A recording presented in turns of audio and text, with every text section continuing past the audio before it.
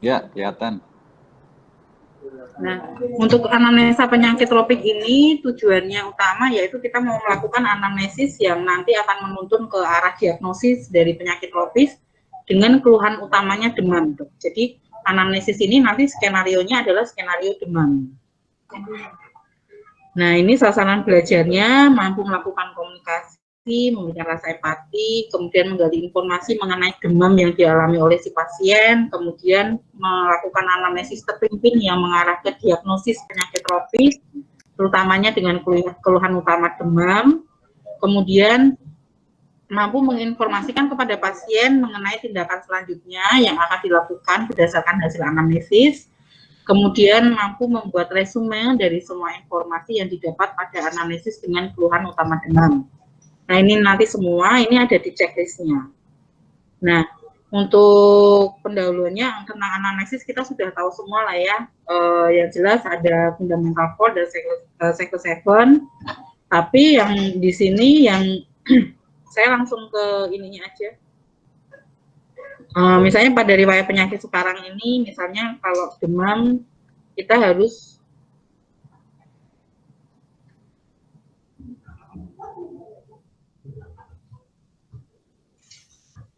ini di sini ya dok ya, di langkah kegiatannya. Jadi ini masih sama untuk persiapan pasien, jadi mempersilahkan, jadi sambung rasa seperti mempersilahkan pasien masuk ke ruangan, kemudian menyapa pasien dan keluarganya, memperkenalkan diri, menjabat tangan pasien, kemudian mempersilahkan pasien dan keluarganya untuk duduk, menunjukkan sikap empati kepada pasien, kemudian memberikan informasi secara umum tentang anamnesis yang akan dilakukan, tujuannya apa, manfaatnya apa. Kemudian memberikan jaminan kepada pasien dan keluarga tentang kerahasiaan dari semua informasi yang didapatkan dari anamnesis tersebut. Kemudian juga menjelaskan kalau misalnya pasien pun punya hak untuk menjawab pertanyaan kalau memang nggak perlu menjawab. Kemudian setelah itu anamnesis umum biasa kita menanyakan atau mengklarifikasi data pribadi pasien seperti nama, usia, alamat, pekerjaan, kemudian keluhan utamanya apa. Kemudian juga menanyakan hubungan pasien dengan yang mengantar, misalnya kalau dia mengantar. Kemudian ini yang di sini yang perlu digarisbawahi adalah pada anamnesis terpimpin, kita menggali riwayat penyakit sekarangnya, karena kita keluhannya demam, maka nanti ditanyakan misalnya onset dan durasi demamnya, misalnya timbulnya mendadak enggak, kemudian kapan dan sudah berapa lama demamnya, kemudian sifat demamnya, apakah sifatnya subfebris, apakah tinggi, apakah terus-menerus, atau misalnya intermittent, jadi naik turun, atau misalnya tingginya kapan, pas saat sore atau malam hari, atau seharian, kemudian atau ada interval tertentu, misalnya seperti pada penyakit malaria itu kan ada intervalnya tertentu, ada yang 12 jam sekali, ada yang 24 jam sekali, seperti itu. Jadi di sini kita menggali tentang demamnya, sifat dari demam dan onset serta durasi demam. Kemudian setelah itu juga gejala yang menyertainya, misalnya anoreksia, kemudian disfagia, kemudian malaise, kemudian sakit kepala, atalgia, mialgia.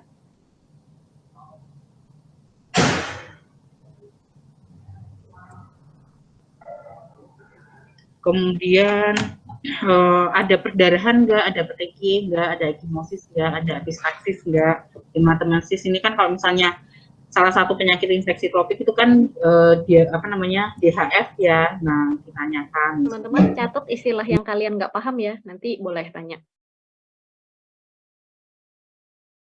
Kemudian menggigil apa tidak, sampai kejang apa tidak, ada gangguan respirasi seperti batuk atau sesak atau tidak, kemudian gangguan gastrointestinal seperti mual, muntah, nyeri abdomen, kemudian diare, ada atau tidak, diarenya ada lendir atau darahnya atau tidak, atau mungkin konstipasi.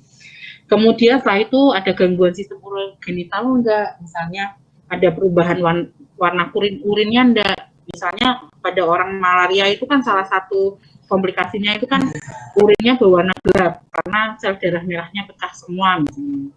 Pada falciparum kan seperti itu biasanya, sehingga pasiennya mungkin mengeluh, oh ada kencing saya warnanya normal atau merah atau hitam gitu ya. Kemudian nyeri saat sakit, nyeri saat kencingnya, kemudian atau kencingnya berkurang gitu. Kemudian kalau ada ruam juga ditanyakan misalnya timbulnya kapan, lokasinya gimana, di mana, penyebarannya seperti apa. Setelah itu baru ditanyakan riwayat penyakit yang sama di dalam keluarga. Ada nggak dalam keluarga atau lingkungan sekitarnya dia yang sakit seperti itu. Karena biasanya kalau tropik medik itu biasanya tidak hanya pada satu orang itu, tapi dalam keluarga itu ada atau di lingkungan sekitarnya juga ada. Kemudian yang paling penting sini ada riwayat imunisasi enggak. Misalnya kayak pendatang di suatu daerah ya untuk malaria itu biasanya kan ada imunisasi pencegahan untuk malaria sebelum dia datang ke daerah tersebut. Ditanyakan pernah nggak imunisasi ini? Kemudian ini tanyakan riwayat berpergian atau pernah tinggal di satu daerah endemik penyakit tertentu misalnya seperti malaria, kemudian filariasis. Gitu. Kemudian tanyakan juga jenis pekerjaan yang mungkin mengarah pada satu infeksi tertentu misalnya. Jadi misalnya dia kontak dengan hewan yang kira-kira membawa virus tersebut atau bakteri tersebut ya misalnya antrak. Kemudian misalnya flu burung atau yang lain-lain. Kemudian yang terpenting adanya riwayat kontak dengan penderita penyakit dengan gejala yang sama atau tidak. Jadi dalam beberapa hari sebelumnya ada riwayat kontak tidak dengan penderita yang memiliki keluhan demam yang sama dengan dia atau tidak. Kemudian tanyakan adanya riwayat kontak dengan hewan. Bisa saja dia pekerjaannya tidak di peternakan gitu ya, tapi mungkin dia punya riwayat kontak dengan hewan misalnya pada golongan avian atau burung atau ayam dan lain-lain. Kemudian tanyakan riwayat pengobatan yang pernah diterima. Setelah itu mengakhiri anamnesis, ya, jelaskan pada pasien bahwa setelah itu baru diakhiri dengan jadi untuk menjelaskan bahwa ini baru awal dari pemeriksaan untuk mengetahui penyakit yang diderita pasien dan masih harus dilanjutkan dengan pemeriksaan fisik yang lain untuk mempertegas atau mempertajam diagnosanya. Kemudian setelah itu membuat resume, yaitu diresum dulu hasil-hasilnya, kemudian membuat suatu diagnosa utama dan diagnosa banding dari hasil anamnesis tersebut. Nah, ini adalah contoh skenario-nya yang akan kita pakai besok ya. Ini misalnya seorang laki-laki 35 tahun datang ke rumah sakit, demamnya sudah sejak seminggu yang lalu. Panasnya tinggi, menggigil. Ini kan berarti kan sudah tipe dari panas dan onset dari panas durasinya juga ada di sini. Jadi sudah seminggu panasnya tinggi sampai menggigil, tapi kemudian turun, kemudian berkeringat. Panasnya berulang setiap 12 jam. Nah, ini kan kuncinya ada di sini sebetulnya. Kemudian 3 bulan yang lalu ternyata jadi dia ada riwayat dia pernah tinggal di Papua selama 1 bulan, sekitar 3 bulan yang lalu. Ternyata sewaktu di sana dia pernah mengalami sakit yang sama saat ini. Jadi ini bukan yang pertama, tapi yang kedua kali. Dan waktu itu dia merasa membaik setelah minum obat yang diberikan. Nah, pasien diberi informasi jika penyakitnya ini disebabkan oleh gigitan nyamuk. Nah, ini kan sebenarnya sudah mengarah kepada penyakit malaria. Nah, ini yang nanti digali di dalam anamnesis tersebut. Gitu.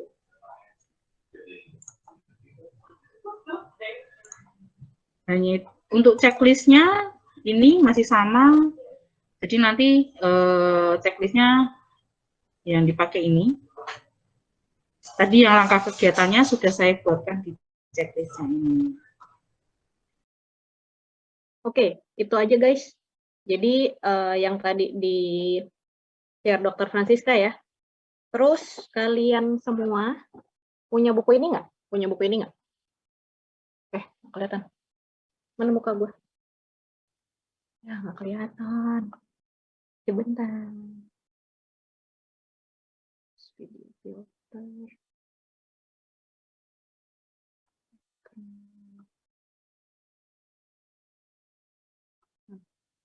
Oke. Ada yang punya buku ini? Punya ya? Benedictus Adi Utomo tuh panggilannya siapa sih?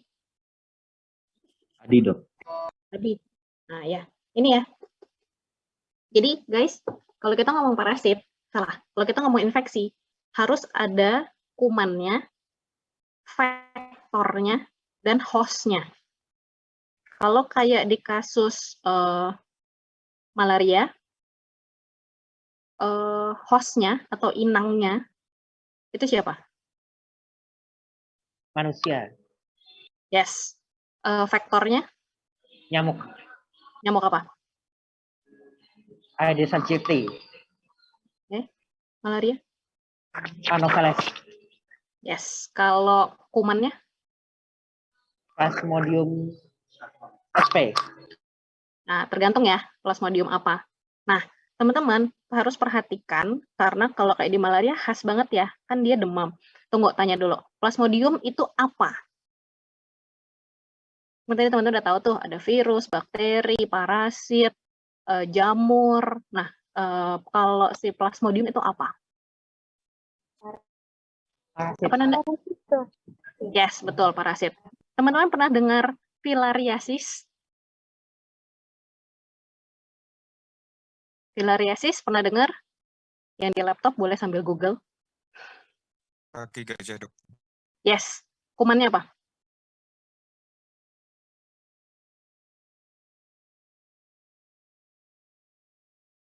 Cacing, parasit, virus, bakteri, parasit. Namanya?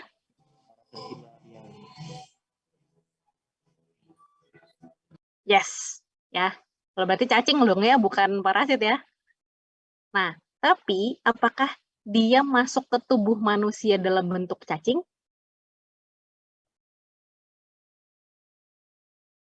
Tidak. Tidak. Dalam bentuk apa, Rehan? Telur. Telur. Masuknya dari mana tuh? Termakan. Dari mana? Nggak sengaja termakan. Termakan. Gue agak lupa sejujurnya, tapi saya ingat gue filariasis tuh dari telapak kaki ya. Dia nembus kulit. Makanya ada beberapa cacing lewat nyamuk. Oh, lewat nyamuk ya? William Adisaputra Ida tuh panggilannya apa? William. Oh iya, William. Iya, nyamuk ya. Nah, tapi kalau cacing-cacing lain kan dia ada yang dari dimakan kah, atau ada yang dia lewat kulit kah. Nah, kalau yang lewat kulit cacing apa? Cacing tambang, Dok. Yes, kalau dia dari makanan? Pita. Apa? Cacing pita. Cacing pita. Cacing pita, beda nggak cacing pitanya daging sapi sama cacing pitanya daging babi?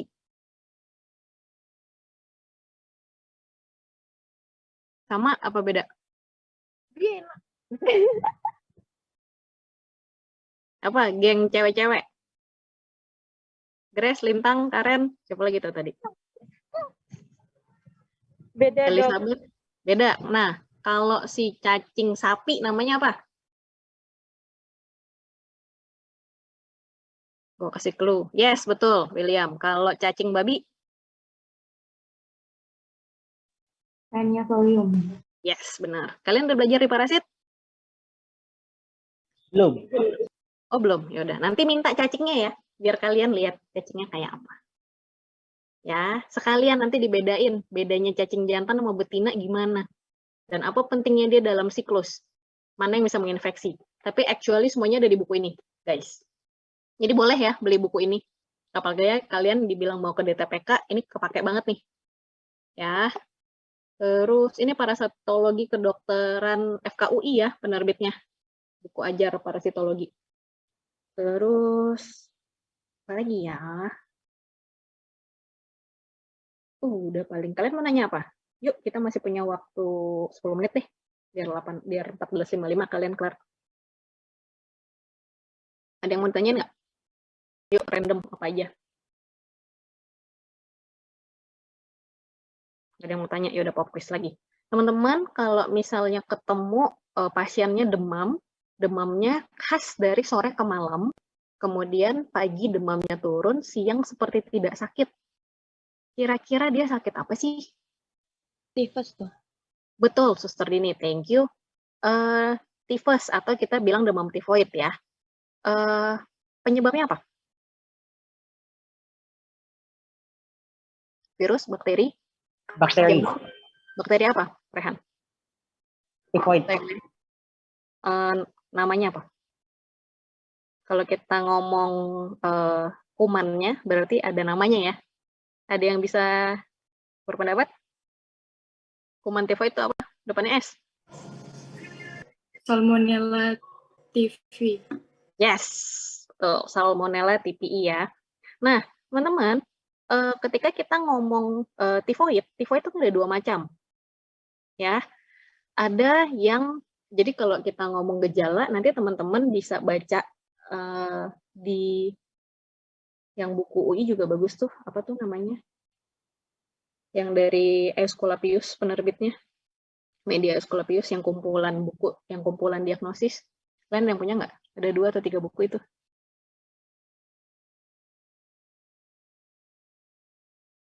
Nggak ada yang tahu ya? Ya udahlah. Atau kalian baca buku besar PAPDI juga boleh, yang IPD, penyakit dalam. Jadi kalau kita bilang tifoid itu dia ada perubahan dalam defekasi. Defekasi itu apa? buang air besar. Yes. Jadi seorang dengan demam tifoid itu dia bisa konstipasi atau dia bisa diare. Salmonella typhi ada yang tipe O, ada yang tipe H. Kita selalu nginget kalau O itu kan bolong, jadi ngocor terus bocor gitu. Jadi ketika kita bertemu dengan demam tifoid yang dia itu mencret terus, nah biasanya Salmonella typhi-nya tipe O. Kayak gitu. Hafalin salah satu aja. Kemudian selain Salmonella typhi, kita mengenal ada satu jenis lagi yang dia bisa bikin tipes, apa namanya? Temannya Salmonella typhi. Yang orang bilang gejala tipes, Dok. Gejala tipes ini, Pak. Kumannya apa?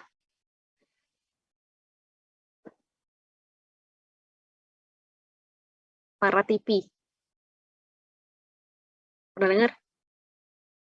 Jadi selain Salmonella typhi, ada juga Paratipi.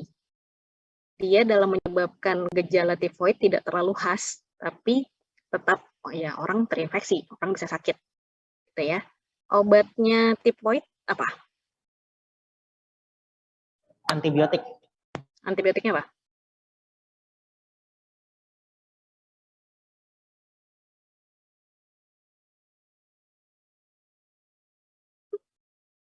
Jangan bilang kloromfenikol ya, itu klasik. Dan kalau kalian mau ngasih pasien kalian kloromfenikol, itu harus diminum 5 kali sehari selama 2 minggu. Ya, kita udah punya obat generasi yang lebih bagus, nanti kalian cari ya. Terus TMT, ada yang ngintip tuh di belakang lo. Oke, gitu. Ada yang mau ditanyain nggak, guys? 6 menit sebelum kita bubar. Yuk, random, boleh. Geng cewek-cewek. Grace, Lintang, Karen, Angela, Vanessa, Elizabeth ya? Jadi kami belum, Dok. Oke, yang lain? belum Dok. Jos. Apa Rehan? Ya udah saya tanya. Yang Gue kira tadi, tuh manggil gue tadi. Apa? yang tadi itu istilahnya nggak bisa semua Dok. Oke, apa? Anoreksia terus Tunggu satu-satu. Anoreksia, kurus banget. Terus apa lagi? tadi apa lagi ya? Malvagia. Apa? Apa ya tadi? Yang di buku pengantar tadi, istilah-istilah aneh. Apa? Ingatnya cuma anoreksia sih. Anoreksia kurus sekali. Mialgia ada yang tahu? Nyeri otot. Yes, betul. Apa lagi? Apa lagi, ada yang nyatet nggak tadi? Istilah-istilah apa yang kalian nggak tahu? Apa ada yang mau sambil buka buku itunya juga boleh. Malaysia udah tahu? Malaysia bukan malas ya. Malaysia apa? Tadi. Keluhan nyeri Dok. No. Apa cewek-cewek? Nyeri. No. Malaysia tuh lemes. Capek tuh. Lemes, Amel. Capek lebih ke mialgia ya.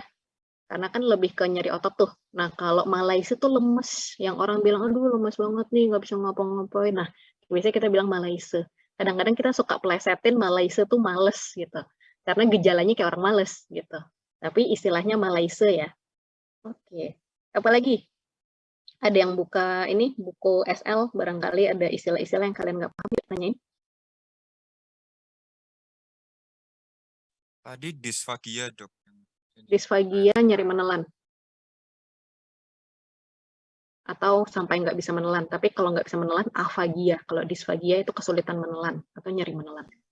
Ada lagi? Dok, mau nanya dok. Yes. Dok, apa bedanya diagnosa utama sama diagnosa bandingnya dok? Oke. Sekarang kalau gue bilang bahwa ada satu pasien demam, titik. Kalau gue cuma bilang demam, kira-kira yang Gloria pikirkan dia sakit apa? Demam doang dok, demam aja. Yes, demam aja. Masih di-mute, Gloria? Iya dok, demam aja kali. Ayo coba sebutin aja. Clue yang kamu punya cuma demam. Yang kamu kepikiran sekarang apa nih? Tadi kita habis diskusi setengah jam. Apa yang kamu pikir? Demam apa malaria misalnya dok? Malaria, 2. Tipes tadi. Tipes, 3. Apa lagi ya demamnya? Lagi? Masuk angin. Demam berdarah, COVID, MERS, meningitis, apa lagi? Cacingan. Itu semua namanya DD. Ya. Nah, ini clue-nya baru demam. Kalau misalnya saya tambahkan infonya, dia demamnya itu tinggi. Suhunya sampai 40 derajat. Berarti dari 7 yang tadi disebutkan, kira-kira jadi sisa yang mana? Jadi sisa mungkin demam berdarah, SARS, MERS, meningitis ya, sisa 4. Oke, nah sekarang si pasien ternyata baru pulang dari Tanah Suci, baru pulang naik haji. Kira-kira dari 4 ini sisanya tinggal berapa? MERS atau meningitis? MERS atau meningitis? Meningitis masih bisa loh. Kan di sana masih endemik tuh, makanya harus vaksin meningitis ya orang-orang yang mau pergi ke Tanah Haji. Nah, sekarang di sana dibilang bahwa, oh iya dok, di situ sebelumnya pernah ada pilek-pilek juga dok. Kejang ada nggak? Nggak ada kejang. Oke, berarti kira-kira dia MERS atau meningitis? MERS dok. Yes. Gitu ya. Itu gunanya DD.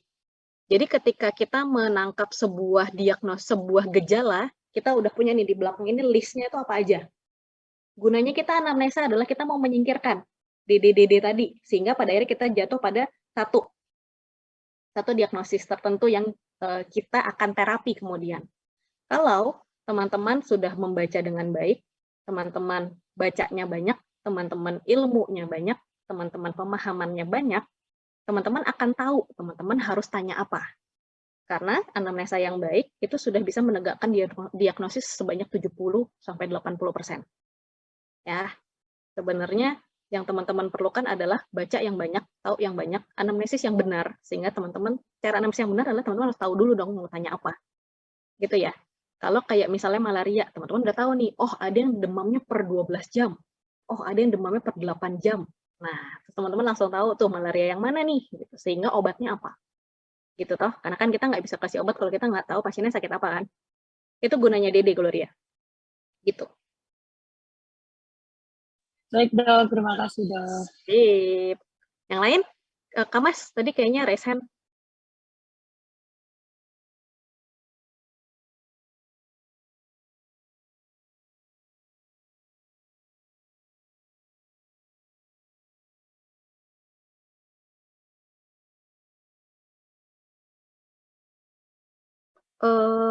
Jadi gini, kalau kita ngomong demam, pasti ada disregulasi ya.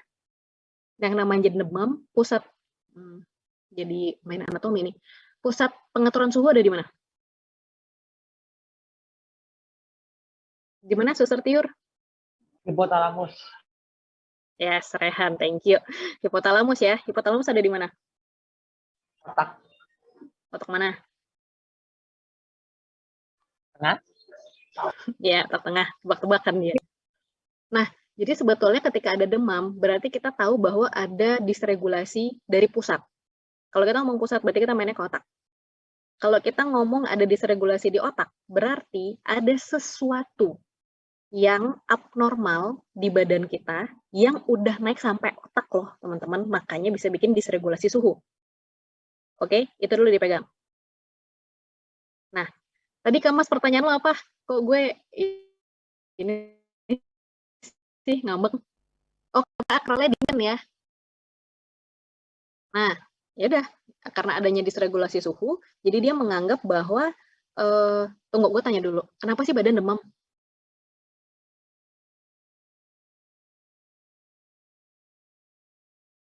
Kenapa kalian kalau beli sayur atau beli daging harus direbus sampai matang? Biar tidak ada Biar- mikroorganisme masuk. Betul.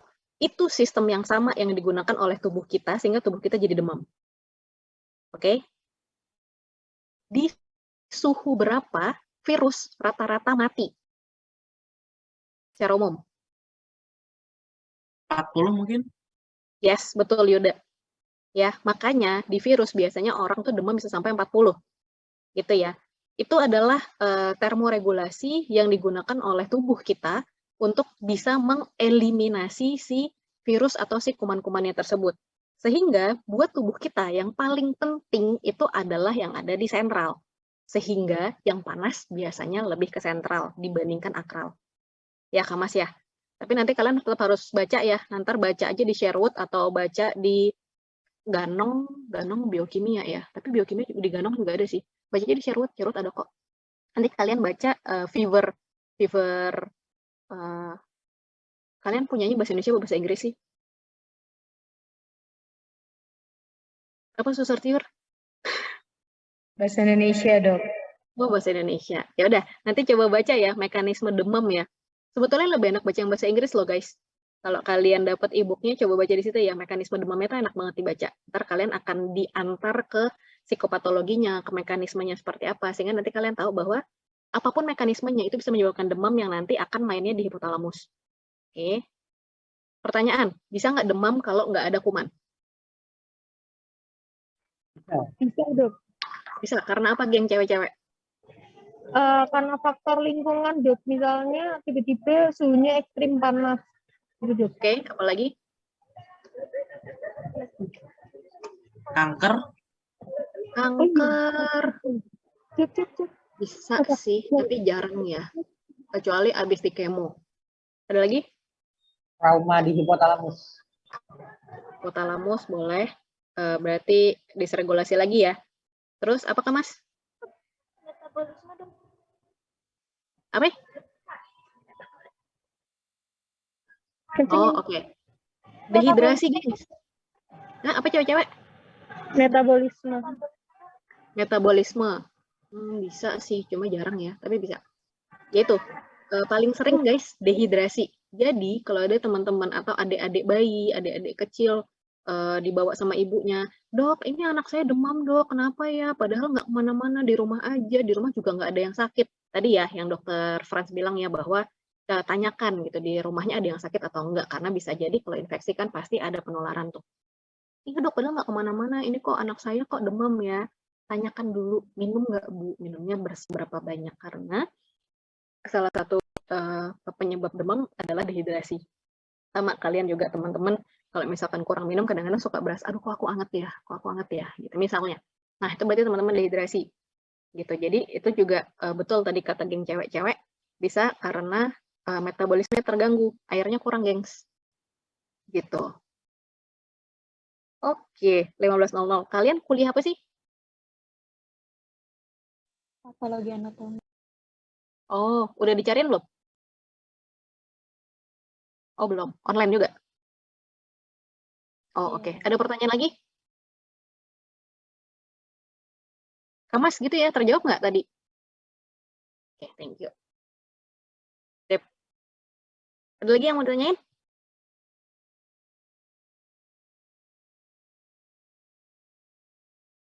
Udah, bubar kita. Kalian nunggu kelas PA?